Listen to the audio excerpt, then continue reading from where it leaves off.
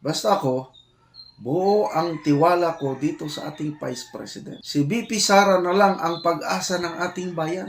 Correct. Napatunayan na ng kanyang tatay. Yung Duterte brand of leadership. Ang daming problemang inatupag ng bayan natin panahon ni Tatay Digong. Yung Marawi Seeds, delikado yun.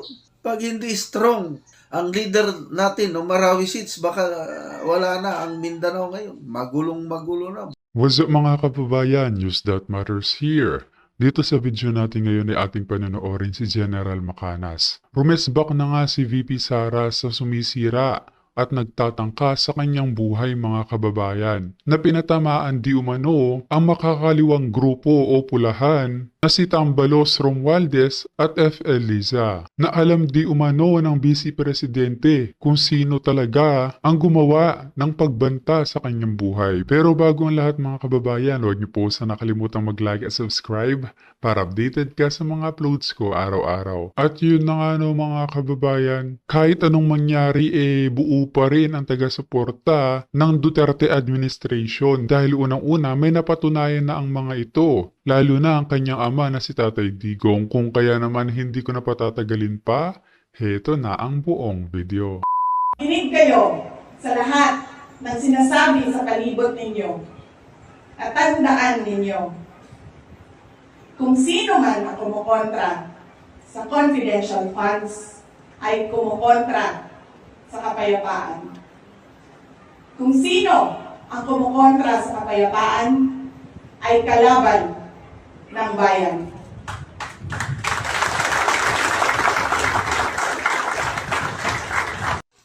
Magandang umaga mga kaibigan. Higop muna tayo ng dark chocolate.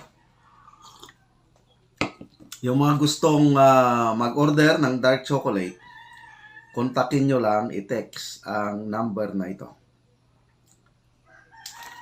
Okay, napakinggan natin si Vice President Sara sa kanyang speech kahapon sa Butuan City. Police Regional Office 13 in celebration of the 122nd Police Service Day o anniversary. So, grabe, tinaniman siya ng bomba. Improvised explosive device. Delikado yun pag pumutok. Itinanim ng kanyang mga kalaban doon sa congressional office ni Congressman Dale Corvera. Napag-alaman ko na itong si Congressman Corvera, member ng PDP Laban. Yan ang partido ni Tatay Digong. So, magka-alyado pala yan. So, I'm very sure, nabasa ko sa mga comments ng mga taga-Butuan, talaga daw magbisita, naka-schedule na magbisita si VP Sara doon sa opisina ni Congressman Corvera. So, sinadya talaga. Sabi ng mga taga-Butuan, matagal daw na walang ganyang pangyayari. First time daw na may ganyan, na may tanim na bomba sa opisina ng isang congressman. So bakit ngayon lang nangyari? Mabuti na lang, one day bago pagdating ni VP Sara, nakita yon ng pulis, natunugan at naalis yung bomba. Delikado pala ang ating VP Sara. At sino ang naglagay nun? Your guess is as good as mine. Yung mga makakaliwa. Tama. At yun na nga, sa speech niya, yung napakinggan natin niyang speech, yun ang talumpati niya sa Police Regional Office 13 na kampo. Makinig kayo.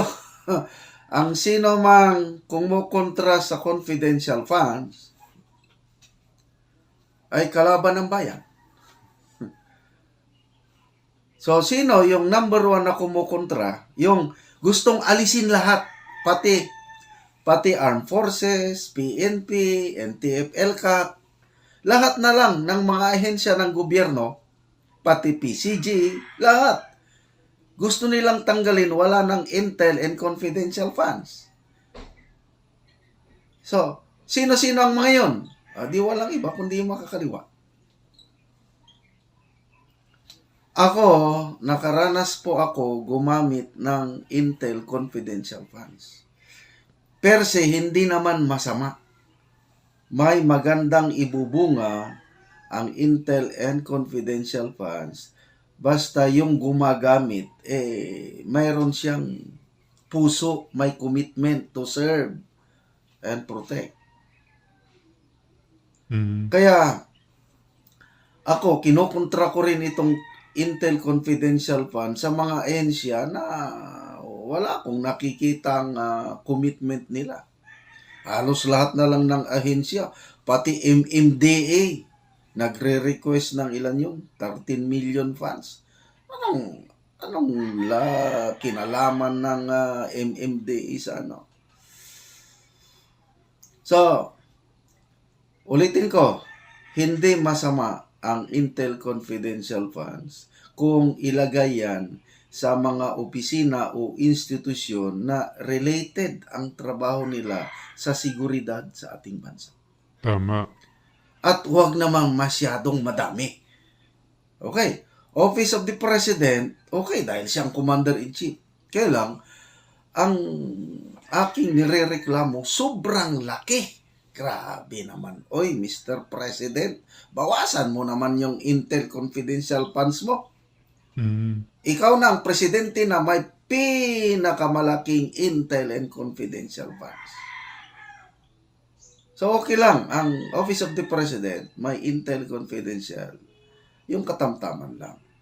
Panahon ni President Aquino, ang alam ko, 500 million lang ang kanyang Intel Confidential Funds. Mga ganun lang ba? Okay. So, dito tayo sa ating Vice President and Defense Secretary. 500 million yung nire-request na po. Ang mga estudyante ang target of recruitment ng makakaliwang grupo. So, 150 million yung nire-request. Bawasan din ng kalahati, 75 million lang. At least meron. Yun ang punto ko dyan. And then, ang importante, yung puso, yung commitment ng head of agency. As Vice President and Defense Secretary, ako as of now, wala akong nakikitang anomalya, wala akong nakikitang masamang ginagawa ng Vice President and Defense Secretary. Kaya ako, kalmante ako, pabor ako na mabigyan siya ng confidential intelligence fund. Ang mahirap lang nabigyan mo, yung may sakim na puso. Yung ang iniisip lang, gastos lang, biyahe lang ng biyahe, manood ng Grand Prix, papasyon siya dyan, kung ano-anong,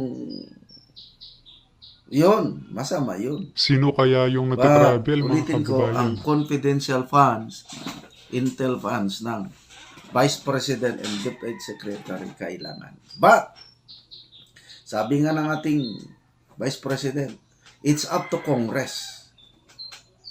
Tama yun. We can lead. Sabi niya, pwede. I can do my function even without. Yes. Diyan ako bumibilib sa kanya. So, bahala ng Congress kung bigyan siya o hindi. Basta ako, buo ang tiwala ko dito sa ating Vice President. I agree, yung mga nababasa kong comments. Si VP Sara na lang ang pag-asa ng ating bayan. Correct. Napatunayan na ng kanyang tatay. Yung Duterte brand of leadership.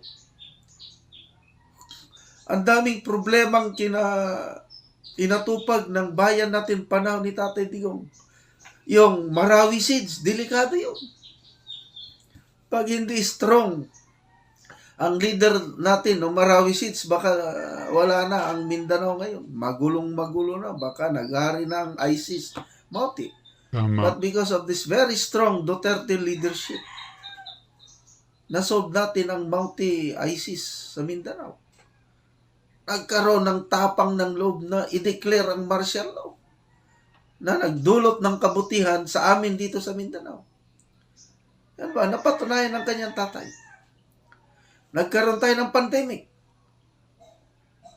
Ilan lang ang presyo ng bigas ng panahon ng pandemic? 35 hanggang 40. Ngayon, na may weak leader na tayo, naging 60 to 80 na. Tapos, ipinagmamayabang ang 41 kilo bigas dahil sa price gap niya. Yun pala, ang daming depektong bigas yun. Pinaghalo-halong durog na bigas. Yan ang pinagmamalaki ng presidente na bayan babangon ko. No? Kaya, I really believe may pag-asa pa ang bayan natin. Kaya, pagtulong-tulungan natin ay pagdasal ang ating Vice Presidente na maligtas siya sa mga maraming kumakalaban sa kanya. Kalaban sa makakaliwa at kalaban sa politika. Nakikita nila na napakalakas ang ating VP Sara. Maraming nagmamahal and the only way magtagumpay yung kalaban niya, yung sa politika, kung masaktan nila ang ating Vice Presidente, but no way. You cannot put a good man or woman down. God is with VP Sara, God is with the Duterte family. Kaya magkaisa po tayo, DDS. Ako, hindi ako mahiya. I'm very proud to say, I am a die-hard Duterte supporter. Taga Mindanao po ako. Since 1985, dito na kami nanirahan with my whole family and will be here. Salamat sa Duterte brand of leadership. At ito, pag-asa natin talaga ang ating minamahal na VP Inday Sara.